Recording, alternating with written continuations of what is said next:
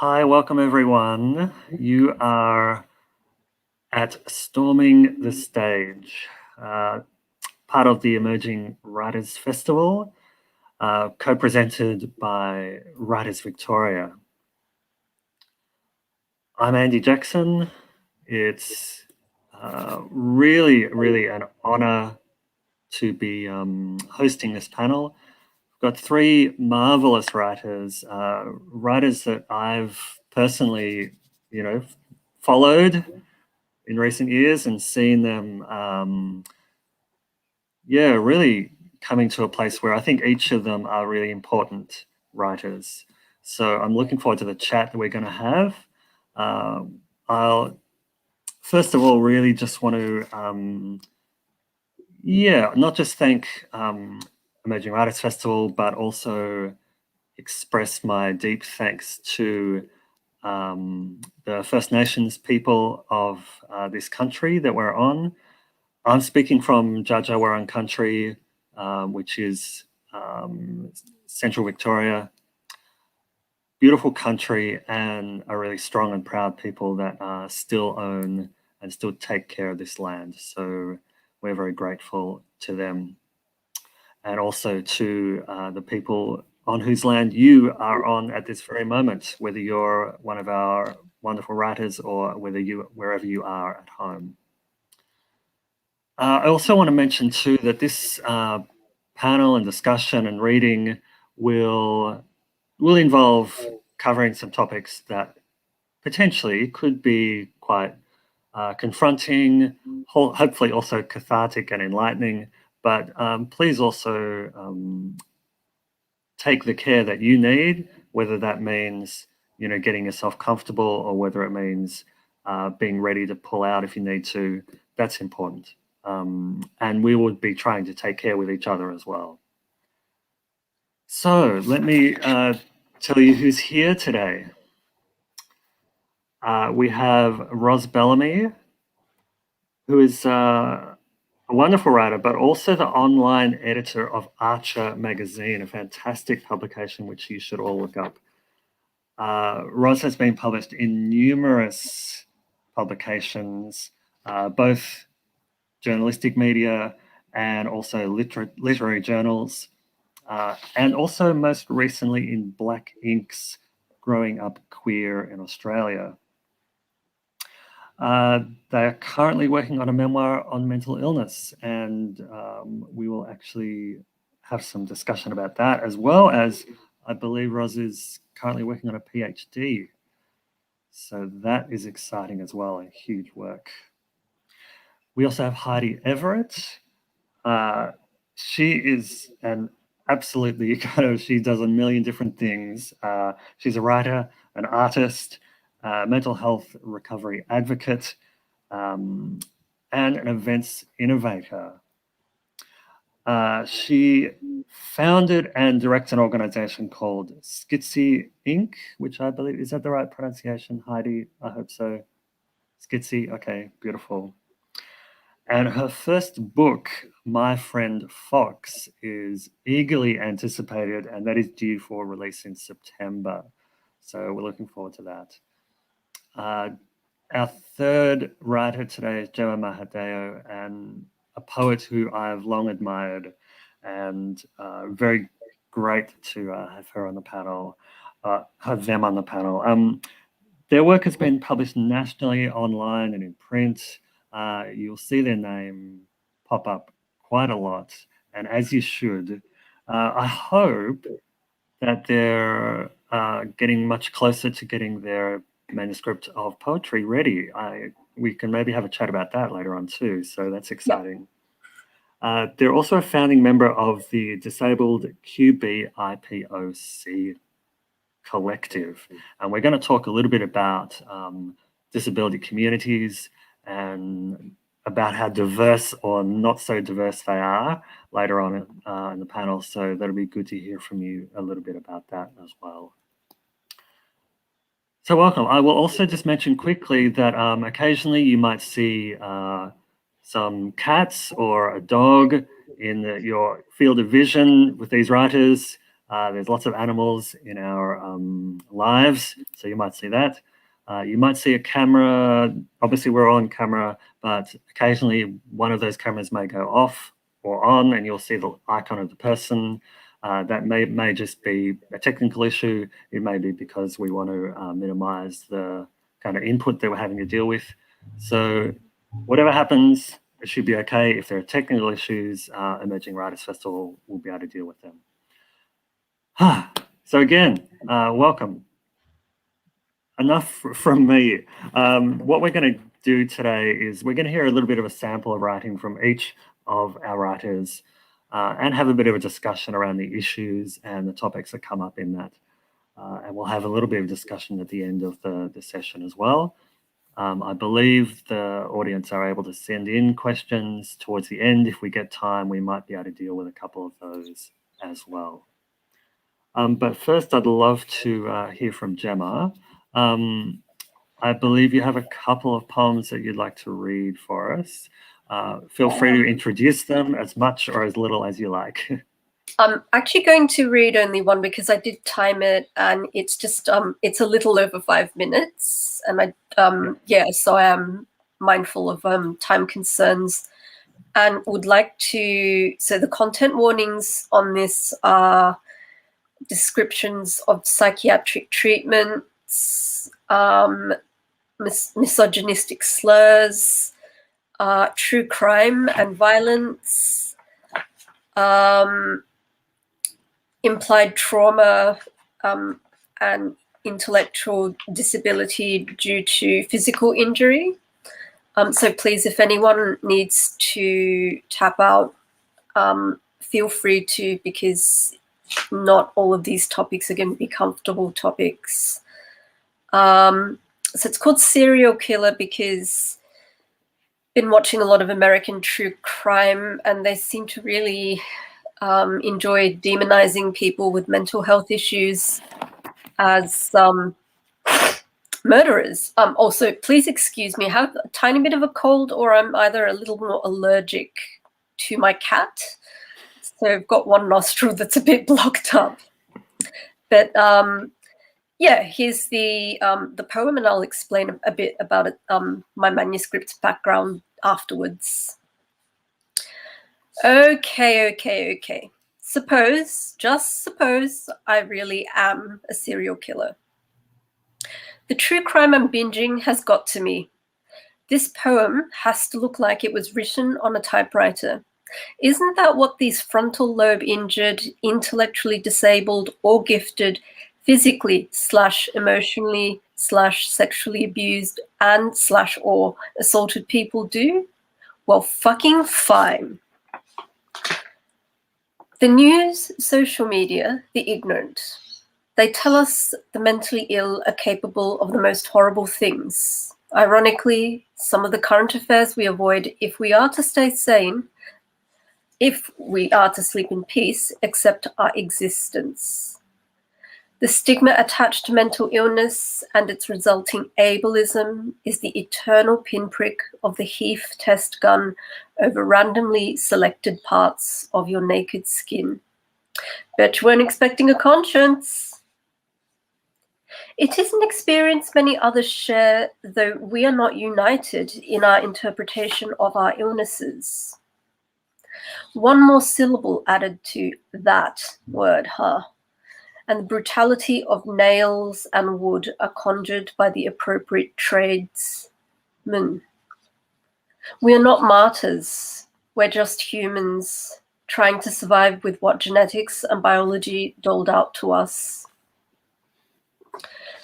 Don't speculate on what might have been responsible for this brain's formation. You will not sleep soft and deep if I tell you what's wrong. What's really, really, really wrong with me. You would not tell someone with a broken bone to hurry up and heal. You wouldn't download a car. Or someone has lost a limb to grow it back. You wouldn't download a handbag. Suggest that someone use healthy cells to fight cancerous ones. You wouldn't steal a bloody DVD. So, Can you tell someone to just balance their hormones and neurochemistry? In my mind's voice, I think the following. I have a history of mental health issues. I've never wanted to kill or assault anyone, not even those who have assaulted me. I have never wanted to own a gun and go gung-ho on a crowd of strangers. Yes, the alliteration is deliberate. Words were always the start of staying alive. I have never touched a person or an animal and thought about ending that life, except mine own. That is the very nature of my sickness, my disease. I exist and I do not want to. It is nobody's fault that I am here. It is nobody's fault that I have female genitals. Radiohead's song, How to Disappear Completely, offers no real answers, sadly. I still like them, despite that. But yes, if you must call me a serial killer of SSRIs, of mood stabilizers, of beta blockers, of benzos, of ECT painkillers, of antipsychotics, of antiemetics, of anticonvulsants, of atypical antidepressants, of sedatives. Oh, the MAOIs got so lucky. You know my lust for cheese is far too strong to give up. Them sluts got way lucky. The mere knowledge of their existence disgusts me. Like John Christie, master at 10 Rillington Place, I have my own version of the matchbox containing singular pubic hairs meticulously collected from his victims. A drawer, somewhere with empty labeled bottles, flattened and unfolded boxes as trophies. Gotta catch 'em all, pharmaceutical. Warning, stickers. To all chemical compounds slain after they were of no utility to the cravings of my neurochemically deficient body and mind. If I can remember them, then they existed. I can pinpoint when and where they became fetishes, compounds I fought and beat into helplessness. Sure, test my urine and feces. Those guys, they're long gone, baby. I'm white male mad for the killing of them. Don't you fucking dare blame me. You were just as guilty, what with your comorbidities and hormonal imbalances you wanted the East to fix. Loser. Now you know my soul necrophilic predispositions and occupations. Let that be a warning to future pharmacological miscreants. Ooh, possible high IQ. Don't get in my way or I'll fuck you up. He, she was never violent till that one fall / relative visit / illness. And you ain't ever gonna see your mommy or daddy. Seems like they met child development stages quite late. Ever again. Sick. CF. Above remark. RE failure to reach development goals at key times. That's it. Wonderful. Thank you so much, Gemma. I was madly writing down a couple of quotes from that poem. A few things really stood out to me. This, we're not martyrs, just humans. And this beautiful line about words were always the start of staying alive. It seems to me this poem you just read is very much about this kind of pressure to be normal, when in fact, the mind, body, and the culture won't allow someone to be normal. So is your manuscript working in that area, or what else can we expect from the manuscript and how it's going? So it's just about finished. I've got about 2 or 3 more poems to go, and it's inspired by Elizabeth Allen's sequence Inpatient, Impatient in brackets. Elizabeth Allen is I believe a Sydney-based poet, and the sequence that I'm referring to is in her collection called Present. So my collection is actually based on, it's kind of like a collection of all the different stays I've had at the one private psychiatric ward that I've been to. So I've been on some form of antidepressant since I was 19. I'm now 42, and have had the same. So I've had 2 psychiatrists, and I've had the same psychiatrist since the year 2000. And he belongs to the private psych ward that I am an inpatient of when needed. And I wanted to write about the things that I don't think that everyone thinks of when they think of psychiatric wards, and also wanted to point out the extreme privilege it is to have access to a private facility rather than a public one, and also to specify that so technically my first diagnosis is major depressive disorder, and it's considered treatment resistant, which means medication keeps it sort of under control, under wraps. But if I really want to be well and feel happy and have full energy, I technically need to have a course prescribed of ECT. It's also very important to note that, again, one of the privileges I do have is the ECT that I have is completely and utterly voluntary.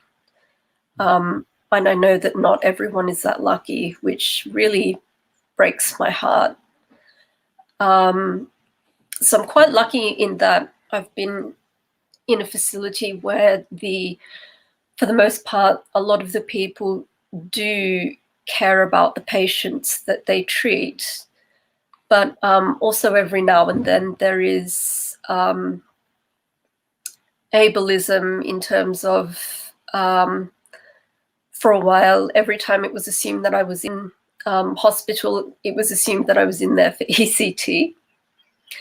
And they would ask me, "Oh, you poor thing, how long are you in for again?" type thing. And also just there's a lot of weird, everyday, terrifying things about hospital. I don't know if anybody's seen Mean Girls, the film, but when Lindsay Lohan's character, Katie, walks into the cafeteria for the first time, for her, that's a very foreign experience. And despite the fact that I've done it so many times, the first time you walk in after you've just been made an inpatient, it's so daunting because you've got a table where the adolescents have to stay for their protection. Then there's the people who are being specialed. David Stavanger has written an excellent poetry collection explaining what it is to be specialed, as a verb. So it means that these people, the people who are specialed, they need one-on-one monitoring and treatment. So you can't sit on that table. All the smokers and folks who have addiction issues become fast friends. So if you're not a smoker and you're actually in there because you're a square and you really want to get well, you want to get back out there, it's pretty difficult to make friends because not everybody I guess, is aware of the privilege that they have in having access to a private facility. Yeah. It's funny, I've heard this from various people that there can be incredible intimacies and solidarities that happen in hospitals, Yep. but then they don't necessarily extend beyond that circumstance. But people can also be totally isolated within that too. So it feels like quite a lottery, which leads me on to thinking about another question I wanted to ask you was also about how being a writer of color feels within the disability community, and whether that's kind of, allows for some kind of extra marginality or extra sense of where do I fit. Are you feeling that, do you feel you belong in the broader disability writing community, or do you feel there's a kind of conflict there, or has that been? Not always. I mean, I just finished reading The Collected Schizophrenias by Esme Wajung Wang, and that's the first book I've read where it explicitly talks about schizophrenia and schizoaffective disorder and psychosis by not just a person of color, but a woman of color. And I've noticed it's really strange. I think it's also, so both of my parents were actually psychiatric nurses before they retired, and I mean, I totally understand this from this perspective. It's in communities of color, I think mental illness is still looked upon as one of those things that can't really happen to your own. And so sometimes parents are a little reluctant, or quite reluctant, to seek help for their children. And I know that that's definitely, unfortunately, one of the reasons why my depression became treatment resistant, because I burnt through lots of RSSIs, and then jokingly told my psychiatrist, you can't make me go on one of the old school, the MAOIs, because look, I'm depressed enough. You can't make me give up cheese. That's just mean. I mean, that's just not fair. Yeah. And I got to the stage where basically my psychiatrist had said, okay, so you pretty much are at the stage now where you can either try lithium or ECT. Because my father was quite specialized in the type of psychiatric nurse that he was, he said no lithium, and I of course asked why. He said the therapeutic range is very, very small and hard to find. It works excellently for the people that it does work for, but it can do irreparable damage to your liver. So again, it was a case of I might not necessarily have had early intervention in relation to mental health issues, which I think for me probably started when I came to Australia, when I was 8. But only really became a very obvious problem. I think I had my first major depressive episode for all of year 9. That's when I noticed things changed. But I just thought it was a teenage thing. I knew that teenagers get very moody, so I didn't think it was a big deal, and I was just waiting for it to go away. Did go away, came back in year 11. Then I spent most of year 12 recovering from it. And then I had my first major breakdown in my second year of university. And I just couldn't do anything. It was really, really obvious that I couldn't do anything. It's weird because the manuscript that I've been writing, I beg your pardon? Oh, sorry. I thought you were going to ask. I was just going to say, I think you're quite right. I think you're quite right. We can often misinterpret events as being our own fault or something temporary, or the hurdles can often be bigger than we realize when we're in the middle of it. I might actually, while I think of it, I'm just checking our time too. I might move on to Heidi to give her sample of her work. But beautiful stuff, Gemma, and we'll come back and have a broader discussion later on in the session. Thank you for Heidi Everett. Yeah, pleasure. Welcome, Heidi. I know you've been here the whole time, but beautiful to see you. You're going to read a short extract from your book, is that right? And there it is. It exists. That is fantastic. Thank you. This is the secret, what's it called? Advanced retail copy. Yep. So it gets sent to bookshops before the actual cover is proper. Okay. So we won't tell anybody. I'm not allowed to do that. So thanks, Andy, so much for having me here today, and Zoe from Emerging Writers Festival and Writers Victoria for having me here today at Storming the Stage. Storming the City or Storming the Stage? I think we're storming the stage today. Maybe we'll storm the city later on. Thank you. I will describe myself. I am wearing a red jumper with a hooded top. I've got sort of shortish, medium, browny, bearish hair with a touch of grey that's grown through the pandemic. And I'm in front of a white background with a picture of the beach kind of poking in the side there. And I'm on Wurundjeri country of Melbourne, of the Woiwurrung people, so I acknowledge my respect for the elders past and present in the room and not in the room.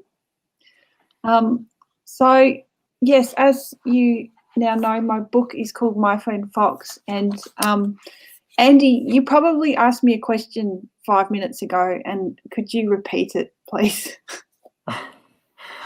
Oh, no, that's fine. We'll ask a question in a little bit later on. So you're right. So is this where I get to read a few pages? Yep, absolutely. Yeah. So just read whatever you'd like to read, a couple of minutes. All right. I don't even know if I'll hit a couple of minutes. I'll have a go. So I'm reading from a chapter called Event Horizon, and I was listening to Gemma, and I relate a lot to the psych system. I've been in the public psych system for over 30 years, in and out of public psych wards. I have schizoaffective disorder as an adult, which is spelled SCHIZOAFFECTIVE.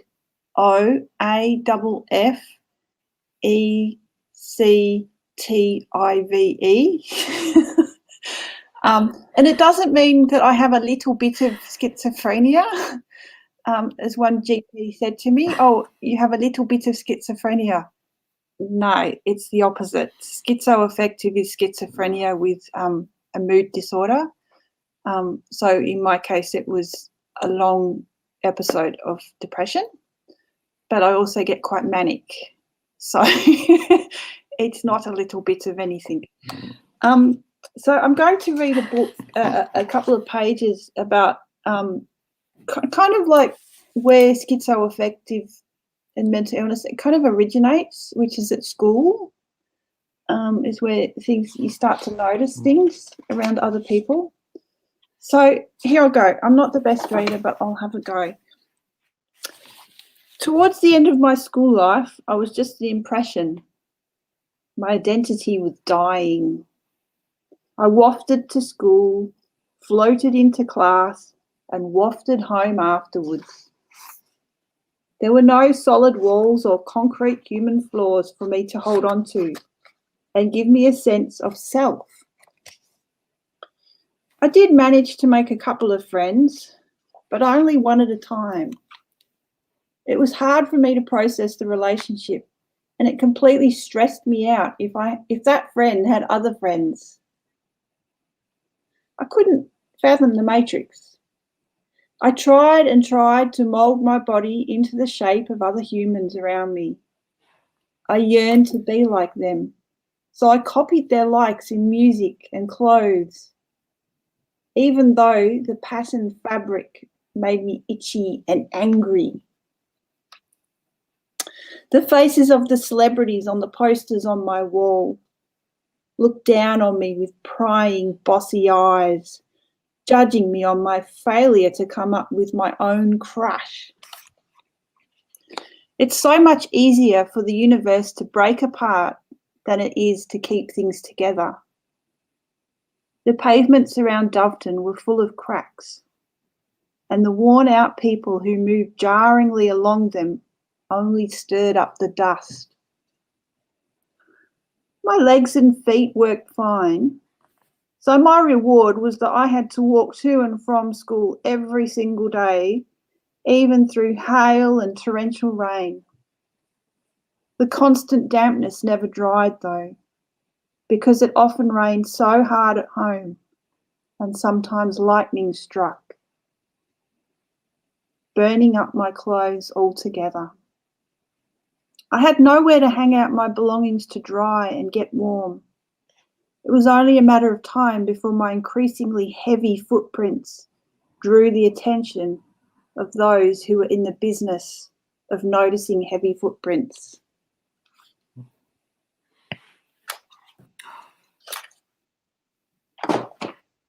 Beautiful, What happens Heidi. next? What happens next? We have a little bit of a chat.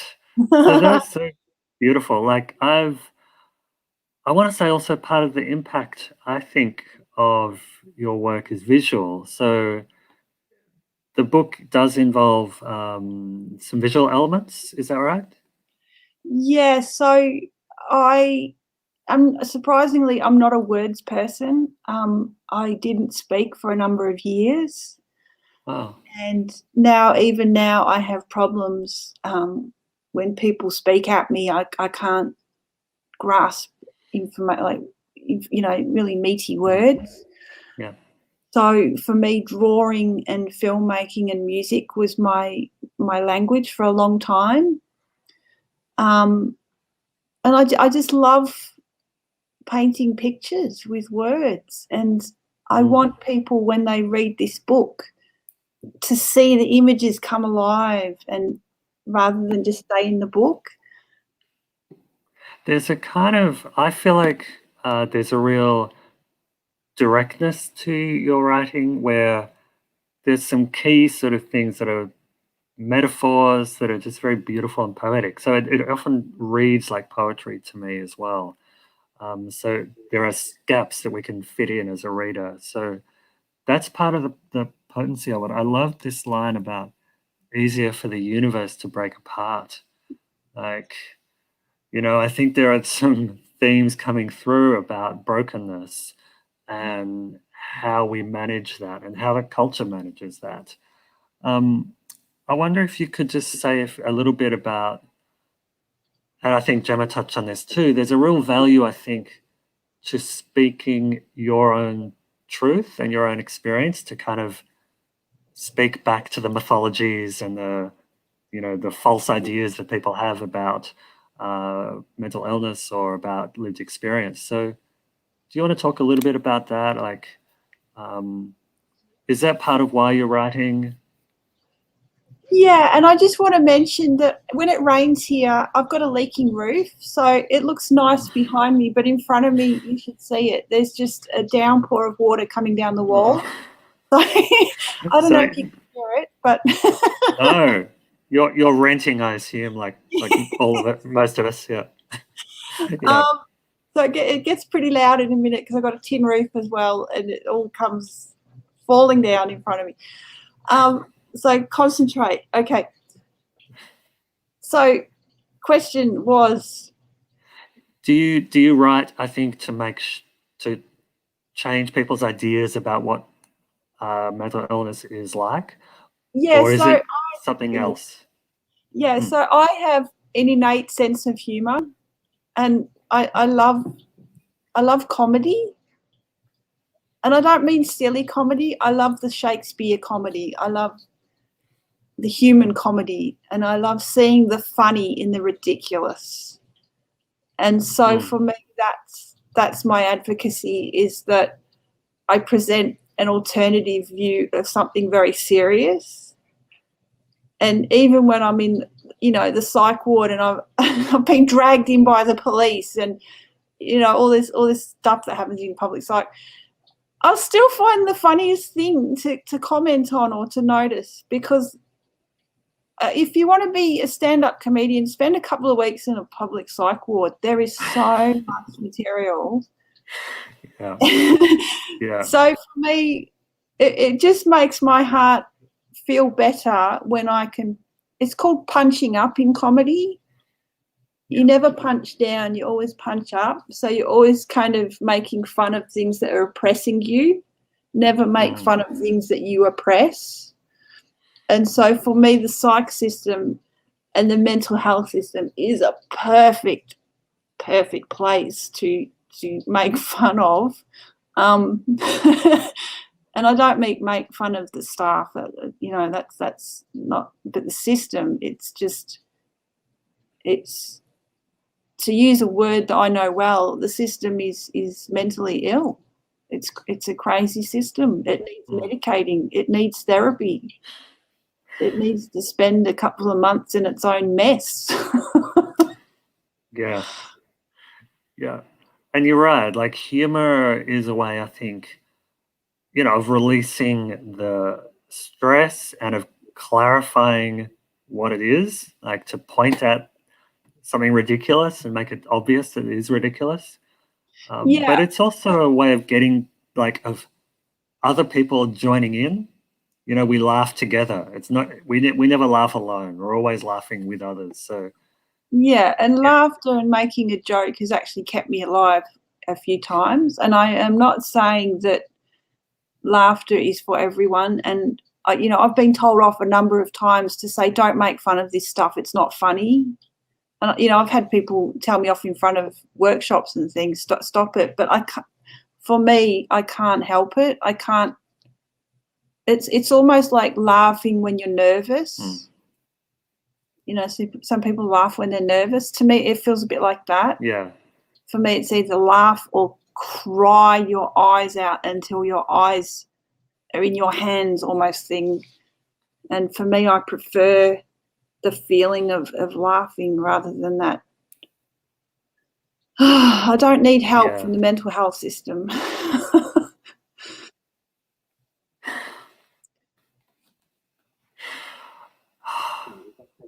Thanks, Heidi. That's fantastic. We'll come back to you, and I'm hoping now to Hang on, hear Andy, a bit you're kind of freezing. of the writing of Roz.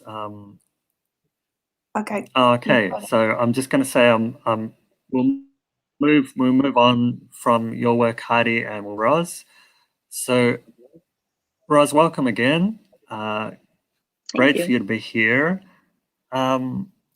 Yeah, we haven't discussed what you were going to read, but I'm looking forward to it. What do you have for us this morning? Thank you. I'm going to read a little from my memoir. It's from a piece that I wrote a few years ago before I got diagnosed with bipolar disorder, and I was trying to make sense of it at the time. But it's been changed a bunch since. So I've kind of written it through that lens of knowing a lot more about it now. And I find it quite interesting to go back again and again to writing about mental illness, knowing different things, whether it's knowing different diagnoses or critiquing the system and coming back to it with a different lens. And so each time I revisit some of this writing, sometimes I kind of go, oh, how did I not know any of these things that now seem very obvious to me?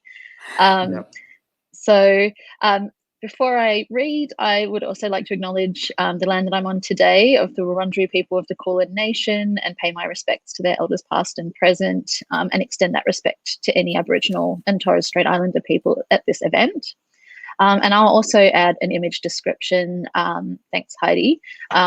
So I have big glasses, big hoop earrings, curly pink and black hair. You can't really see the pink though. And I'm wearing sparkly slippers, not that you can see them in this camera view, but my feet are very cozy. Okay, so I'll just get into it. It started in my late 20s, changes in how I experienced the world that seemed arbitrarily linked with the seasons. As summer faded, my energy followed it and disappeared, leaving me withdrawn and depressed. I began to feel like an energy-zapped, flat version of myself.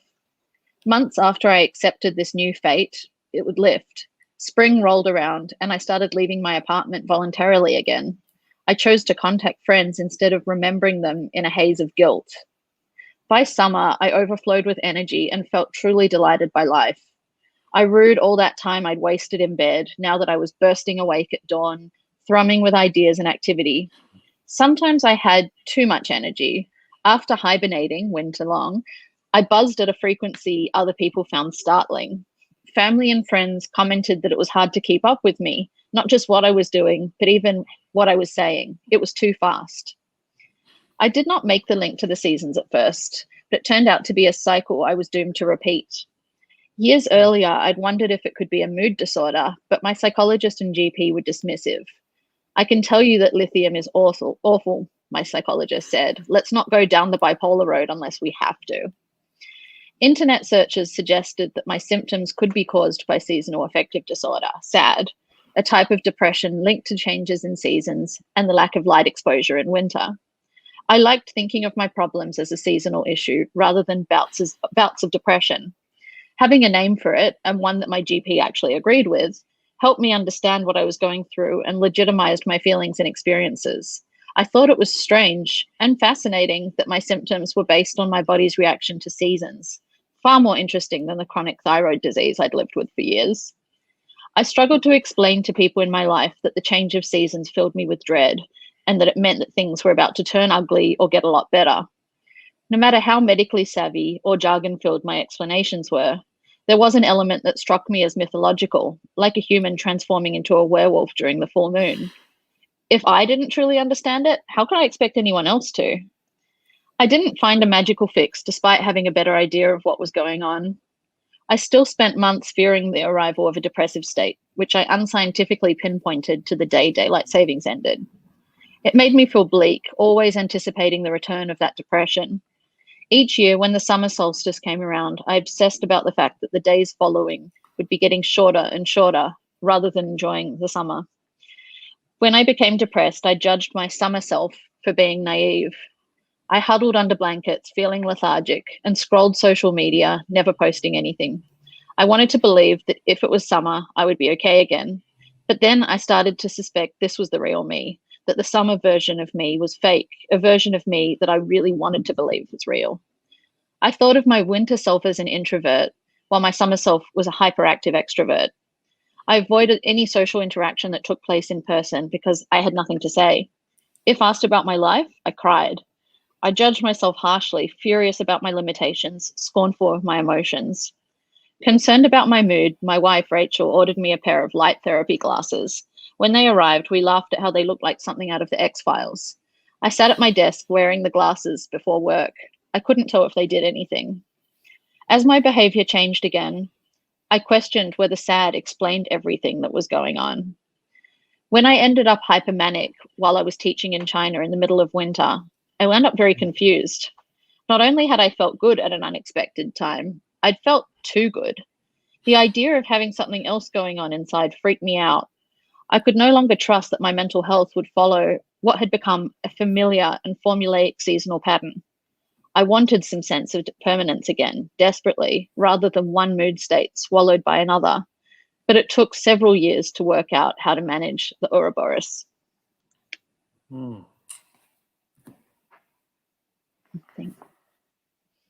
Thank you so much, Roz. Thank you. I love that image of the Ouroboros. Do you want to just, for those who haven't heard that before, this is the snake that eats its own tail, is that right? Yeah, it's the first time I've said that word out loud, so I've been like panicking that I'm going to screw it up. Oh, wow. But yeah, the snake eating its own tail, and I know a lot of people draw on it as imagery, but I can't help but use it because it's just, for me, mood disorder just goes in this bloody irritating circle that never stops. Yeah, there's so much in that extract about trying to find some stability or answers or, a definitive version of, this is what's happening. Have you felt like, I think you've probably been working on this memoir for quite a while. Have you felt the process of Yeah. that has been, how useful is it to write your way through this? Yeah, that's a Is really good it question. compared to, say, the medical system or, Mm. I mean, I find it quite fascinating and at times debilitating to write through it. There've definitely been times where it has to be put aside and I just can't delve into it. And then times like, this morning when I woke up and was in this kind of weird haze, a medicine induced haze. That's probably what Gemma was referring to before when we were speaking earlier as the hangover of meds. And sorry to quote you, I hope that's all right, Gemma. But that feeling that when I'm depressed, I can't make sense of that haze. But when I'm either manic, hypermanic, or just sort of okay, I've got ideas just flowing and I'm like, no one talk to me, dogs don't want anything from me, can't go on social media, can't look at my phone, I've just got to go and write these ideas down. And I'm not sure if I'm answering your question, but yeah, that process of writing through mental illness, I'm just really intrigued by the ways that sometimes it helps, sometimes it hurts. And then that idea of collecting these pieces that really are artifacts of, hard times and struggles at various stages, and then coming back to it again and again and finding more layers to it. Because there's a sense, I guess, where you have to go back into that time. You can't treat it, like a piece of evidence in an archive about someone else. It's deeply personal. So you have to be there inside it, but also have some distance as well. So that can absolutely be difficult. How do you take care with yourself and with the material? Yeah, so it just made me think, as you mentioned that, of a book that I'm reading very slowly, like I tend to read now, Mary Karr's book, The Art of Memoir. And there are these amazing chapters in it on when it's the right time to write memoir and when it's not. And she even has a pop quiz that you can give yourself on like how close you are to the material, how much time has passed, how devastated does it leave you? Are you sobbing in a way that you can't really recover from? Or are you crying, but like also able to write it? And I find it really meaningful and beautiful to like read it slowly and process it very, very slowly and deliberately. And then pinpoint the times where I wrote it when I wasn't ready, and where I guess if I go back into that material now and I'm in the process of revisions, where I do process it very differently. And so your question was around sort of self-care or methods of, making sure I'm supporting myself, I guess, as I write.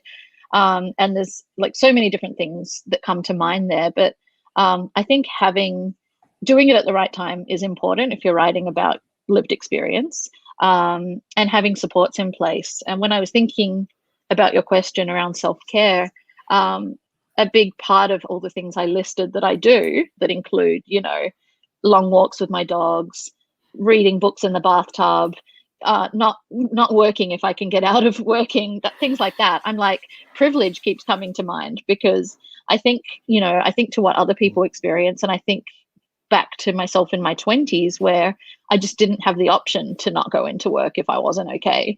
And I think of all the times I dragged my sorry ass through, things that were not good for me. And at the moment, I'm really lucky that that's not the case, but I'm so aware of so many people with mental illness that don't have that option.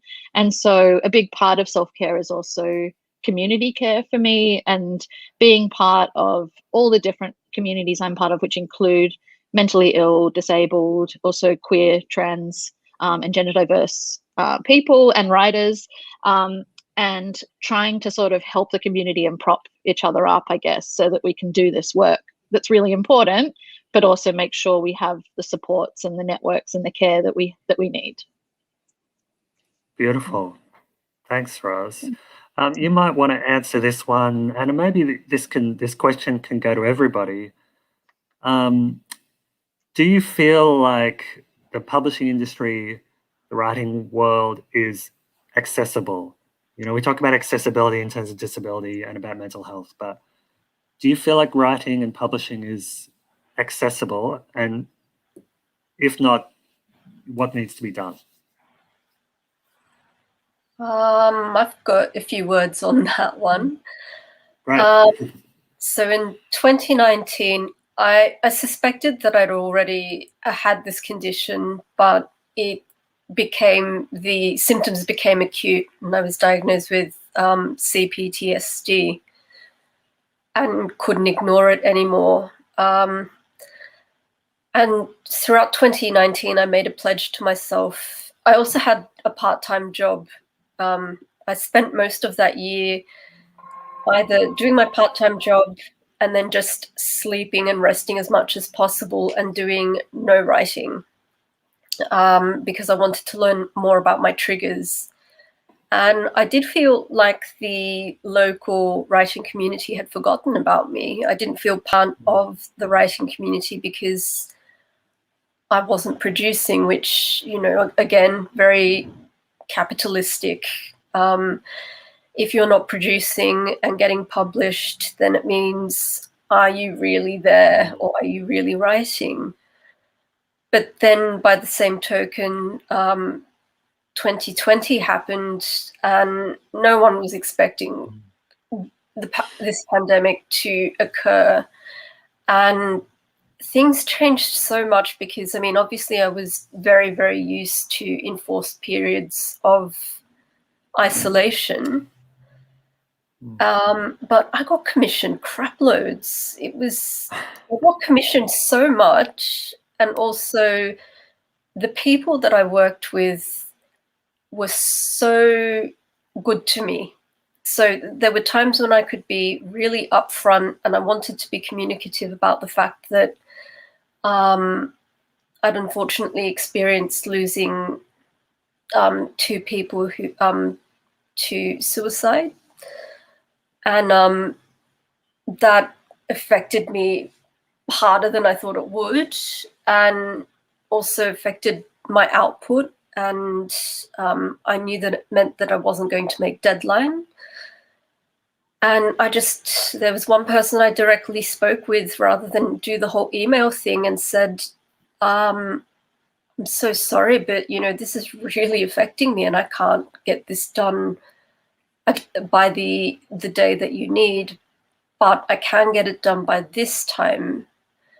And because the compassion of that person, the compassion that he showed me, it made it so much easier to work on that project. So not just, I don't know how to explain it, but not just being compassionate for show, but really understanding that this was something that I kind of joke about it being hard like quantum physics. I just wasn't functioning well as a human. Everything felt so difficult. And it was the same as well with working with Liminal magazine. They commissioned me and was so supportive when I was having a lot of trouble writing or getting through the commission, even though in my head, I knew exactly what I wanted to do and what I needed to do. And another one through the city of Darebin. And I think it's interesting because all of the people that I worked through within those commissions were all people of color. So it was, I really felt like they had my back. And also, gender diverse, queer, trans, non-binary.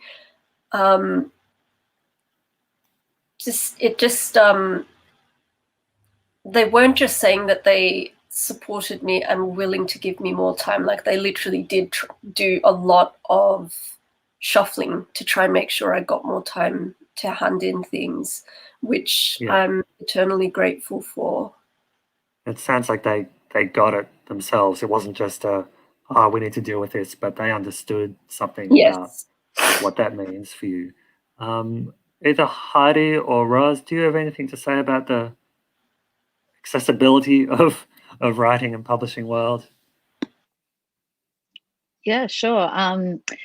a few things. So I think it's definitely better now than when I started out, and it's still got, you know, ways to go. But I think living in Melbourne, I feel really lucky with some of the supports in place, like Writers Victoria, Writability, the EWF, and the number of events this year around disability, the National Young Writers Festival as well, and VoiceWorks. Not that all of that is in Victoria, but there are just so many great things. A lot of them I wish I'd known when I was younger, and what was I going to say about that? Just that I suppose there's still gatekeeping, there's still cliques, there's still structural barriers, but I think there's more ways now to find your way to the right people and to find your people. And I'm a Twitter nerd, and spend a lot of time there, and I've found so many amazing people, and a community there that I appreciate. And then also out in the writing world, but often I've kind of gone in the back way, and not through the front door where I'm really intimidated. But, you know, I'll chat to people at things where I feel comfortable, or sometimes that chatting is online, and the pandemic has really made that a lot easier. But finding ways and connections to people, I suppose. So it is possible. It's just, if it seems scary and inaccessible, keep trying and keep reaching out to people. So Andy mentioned Archer magazine earlier in my bio. At Archer, we publish a lot of previously unpublished writers. It's work around sex, sexuality, and gender, but we definitely publish stuff about disability and about mental illness that overlaps with those other aspects of identity. So reach out to us, reach out to other publications. Gemma mentioned Liminal. If you're a writer of colour, there are so many other great places for emerging writers. Buy their stuff if you can afford it, support them, sustain them, and we people at those organizations will hopefully support and sustain you back. Yeah. No, thanks, Roz. That's beautiful. And Heidi, I'm wondering if you have some thoughts about accessibility in terms of getting, what's the process been like for you of late? Well, I just, Writers Victoria and Writability, they're world leaders in what they're doing. Writability, if you don't already know, supports diverse writers with disability, deaf, neurodivergent. So, that's disability led, and I think across all sectors, if things are disability led or lived experience led, it's very different to creating an accessible industry because I feel that writability and publishability, which has given me so many blessings, I can't begin to tell you, but it's got my book published by a major Australian publisher, and that wouldn't have happened if writability and publishability, if there weren't disabled and neurodiverse people driving that. So I'm just so grateful to disability-led organisations in this sector. And I work across multiple art sectors. So I'm also a film producer and arts producer and visual arts, and you name it, I do it. And I just feel that this writing community, it's so more advanced than the music industry. The music industry is shocking. They have such a long way to go. But people don't realise that the music industry is a writing industry. So songwriters are writers. They're writers. And, it's where I wrote for 10 years, and it's where I learnt to write like I do today in My Friend Fox, in my memoir. That's from 10 years of songwriting. So when I compare writing sector to the music sector, boy, oh boy, this is so much more advanced, culturally advanced than those other sectors. So for me, someone who's extremely social adverse, I struggle to go to my letterbox most days because I'm terrified about interacting with a letter. It's really hard to network. So a lot of these opportunities come through networking and who you meet and who you talk to and who you bump into and who you're introduced to. So for me, that's never going to happen without support. So I think I'm really blessed. I've got some amazing supporters like Lyndall Caffrey and Jackie Brown and Fiona Toomey and Andy Jackson, yourself, and Writers Victoria. I just, I couldn't do it without those people. I think that's been one of our themes today, that really, if we think about writing, it is individual, and each of you have come up with very unique and powerful work. But it's communal as well. It's a community thing. We need not just self-care, but community care and solidarity and working together. So that's been one of the things that I'm really taking away from today. We may be kind of running out of time, but if you've just got one little tip that you want to put out there to young writers, emerging writers, older emerging writers, if you've got one tip, what would you suggest? I'll make mine quick. I would like to see. I understand that the notion of disability is very much a West. It's defined by the West. Yeah. Having said that, it is a little sad to see that we don't have someone from First Nations represented on this panel who is happy to identify as disabled. I think that representation would be really important, because I did try to contact someone who didn't get back to me, and I do feel that in some way I did let down a community that I know has in some ways less privileges than I do, because as a settler, as a migrant, despite the fact that I'm a person of color, I too am also on Wurundjeri land, and I forgot to mention that. But I acknowledge that I'm also complicit in the invasion narrative, and that's something that people of color really need to remember and be respectful of. And so it would be good to see people who identify as being First Nations, and only with their consent. I think their consent is most important. If they consent to being identified as disabled, as per the Western definitions of disabled and disability or chronically ill, we need to support those voices, because they are also coming up with amazing writing and work and poetry. Absolutely. Thanks, Gemma. Great. It's okay. Roz, do you have any final thoughts or ideas or tips? Yeah, I agree with everything Gemma just said. My one-liner was going to be, I wrote this earlier, that your worth as a writer is not about where or how much you've published. Stick with the quirky and experimental ideas and characters, and don't change your writing to suit the industry. So yeah, go out there, do your thing. You will find a place for it eventually. Don't feel like you have to keep changing and changing.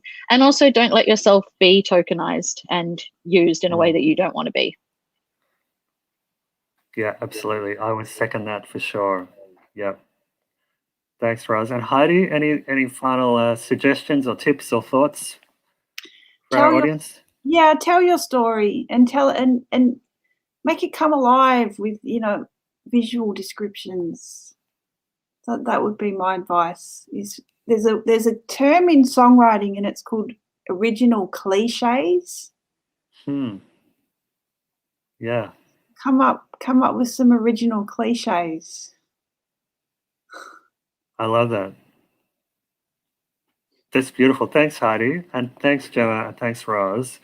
And thank you to our Auslan interpreters, Georgia and Sarah, I believe. It's been a fantastic session. Really appreciated talking with you all. We could keep talking for a long time. And obviously, we're all somewhere online as well. So if you want to continue to chat with us, get in touch, say hi. Because as we've said, writing's a community. And yeah, thanks again. We will run into another session soon. But thanks again for everyone. It's been beautiful hearing your work, and we look forward to seeing more of your stuff published and reading them. It's great. Thanks, Thank Emerging you Writers so much, Festival. Andy. Pleasure. Thank you.